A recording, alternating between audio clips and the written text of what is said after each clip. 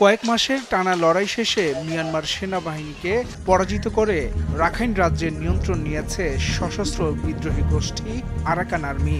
এর মধ্য দিয়ে মিয়ানমার ও বাংলাদেশের ২৭০ কিলোমিটার সীমান্ত এখন পুরোপুরি আরাকান আর্মির দখলে।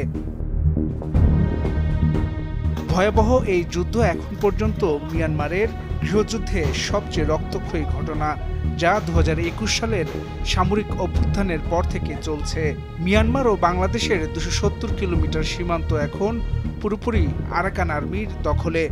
এখন শুধুমাত্র রাখাইন রাজ্যের রাজধানী সিতুয়ে সেনাবাহিনীর নিয়ন্ত্রণে আছে, তবে এটি দেশের বাকি অংশ থেকে আলাদা।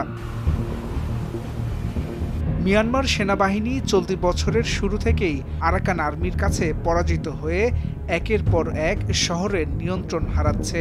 সেপ্টেম্বরে সেনাবাহিনীর সবশেষ ইউনিট বিজিপি ৫-এ গিয়ে অবস্থান নেয়, যা মংডু সীমান্ত শহরের বাইরে প্রায় ২০০ হেক্টর এলাকা জুড়ে অবস্থিত, যেখানে আরাকান আর্মি তাদেরকে ঘিরে রাখে।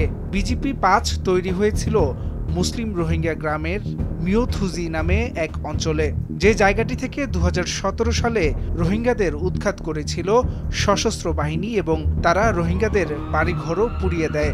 সে সময় অনেক রোহিঙ্গাকে হত্যা করা হয়েছিল, যার কারণে বহু রোহিঙ্গা বাংলাদেশে পালিয়ে আসতে বাধ্য হয়। আরাকান আর্মি তাদের ক্ষয়ক্ষতির সংখ্যা প্রকাশ করেনি, অর্থাৎ তাদের কতজন যোদ্ধা মারা গেছে সেই সংখ্যা বলেনি। যদিও জুন মাসে মংডুতে শুরু হওয়া যুদ্ধের তীব্রতা থেকে অনুমান করা যায় তাদের শত শত যোদ্ধা নিহত হয়েছে। অবরোধ চলাকালীন মিয়ানমারের বিমান বাহিনী মংডুতে অবিরাম বোমা বর্ষণ করে, এতে সেখানকার বেসামরিক নাগরিক পালাতে বাধ্য হয়।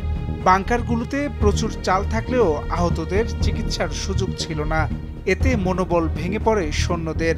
এরপর গত সপ্তাহ থেকে তারা আত্মসমর্পণ করতে শুরু করে। আরাকান আর্মির ভিডিওতে দেখা যায় সেনা সদস্যরা শোচনীয় অবস্থায় সাদা কাপড় নাড়িয়ে বেরিয়ে আসছে। বিধ্বস্ত ভবনগুলোর ভেতরে মৃতদেহের স্তূপ খুঁজে পাওয়া যায়। আরাকান আর্মির দাবি, অবরোধে ৪৫০ জনের বেশি সেনা নিহত হয়েছেন। আরাকান আর্মি প্রমাণ করেছে যে তাদের নেতারা বুদ্ধিমান, শৃঙ্খলাবদ্ধ এবং নিজেদের যোদ্ধাদের অনুপ্রাণিত করতে সক্ষম। মংডু এর আশপাশের গ্রামগুলোর ৮০% ঘরবাড়ি ধ্বংস হয়েছে, লুটপাট করা হয়েছে প্রায় সব দোকানপাট। গত মাসে জাতিসংঘ সতর্ক করেছিল যে রাখাইনে দুর্ভিক্ষ হতে পারে, কারণ অনেক মানুষ ঘর ছাড়া হয়েছে আর সেনাবাহিনীর অবরোধের কারণে খাবার ও জিনিসপত্র ঢুকতে পারছে না। জাতিসংঘ কোনো সহায়তা নিয়ে যেতে পারছে না।